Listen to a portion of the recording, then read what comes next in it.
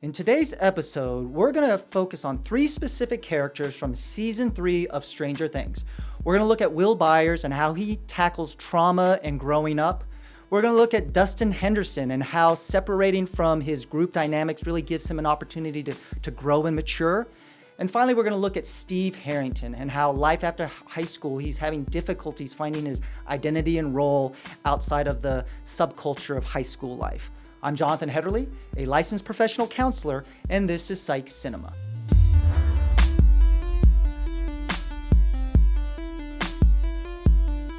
Psych Cinema is Shrink Tank's video series where I explore the psychology found in the films and television shows that I watch and love. Before we get started, do me a favor, like and subscribe, that way you won't miss out on any new content.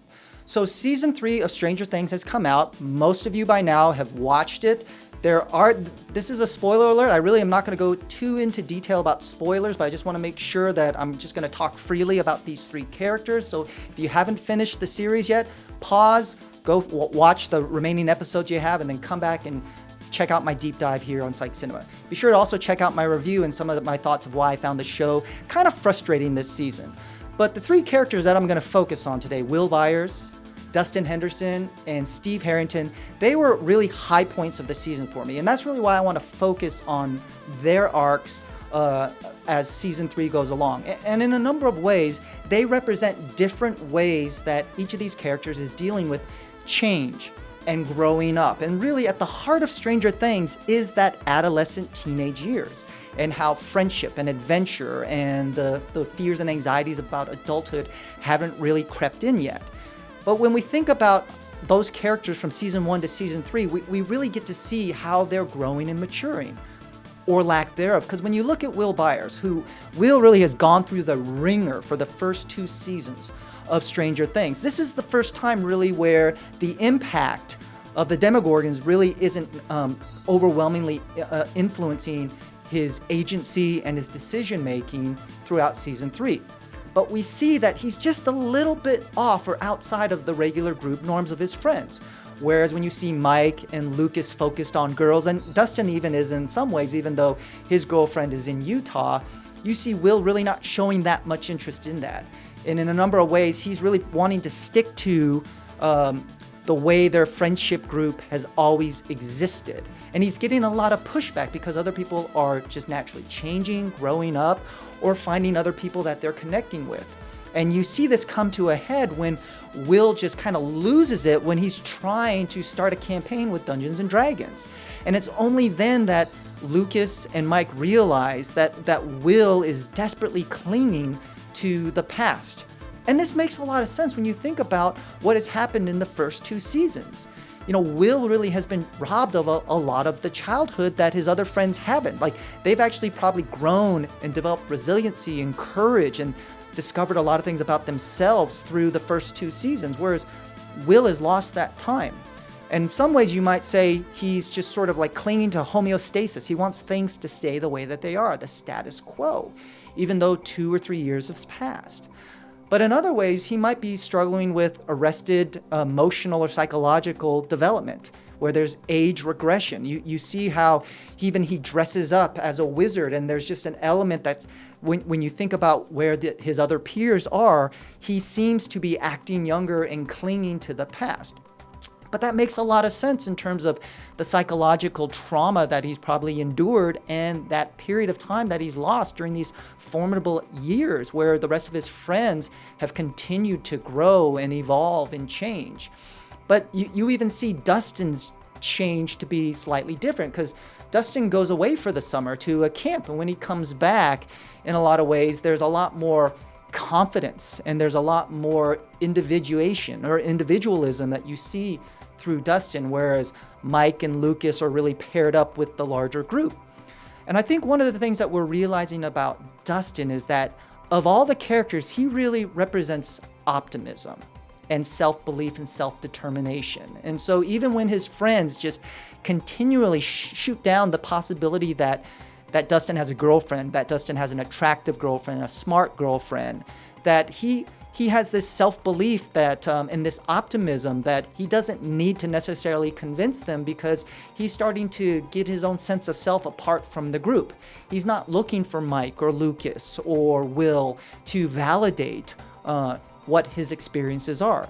But you also see this in some ways, because in season 2, he was split apart from the group, and he started to create a sense of himself with Steve. And Steve really represented kind of a mentor to him, someone older, kind of looking over him, watching over him.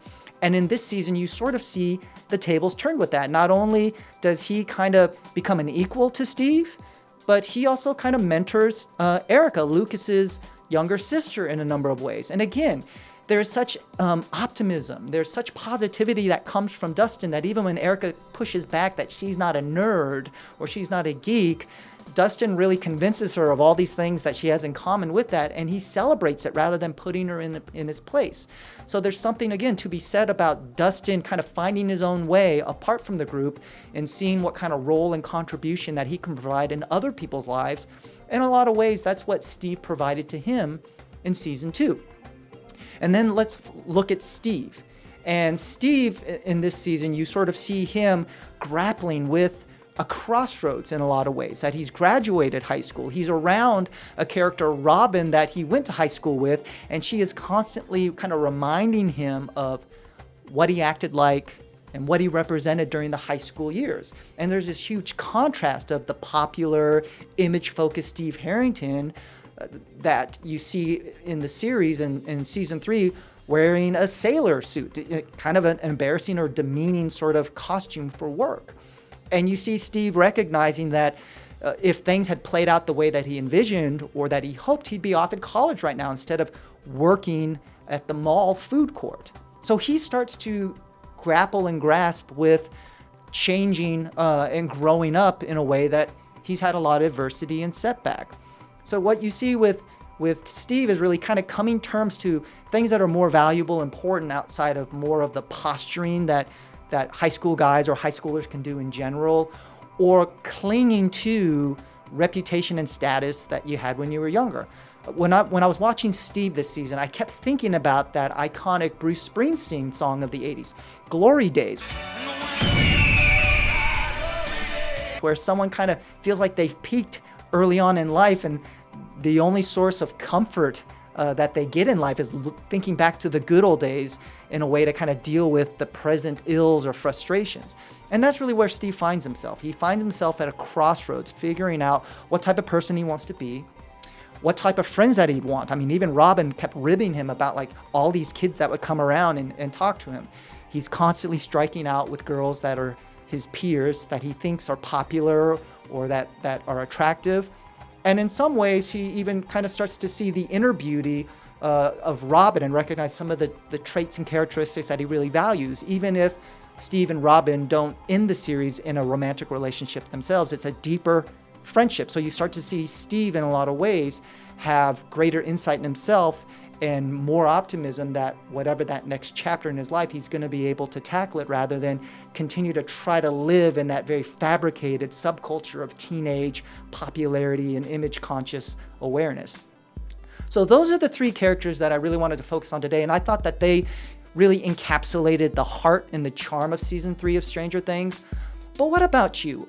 What did you find charming about Steve, Will, or Dustin? Were there other characters that you felt were the heart of season 3 of Stranger Things? Be sure to leave your comments below or a recommendation. Is there a particular theme or character from this season you would like me to tackle in subsequent Psych Cinema episodes? That's going to do it for today's episode. Be sure to like and subscribe. Until next time, check out all our other content that explores the rich intersection of psychology and pop culture.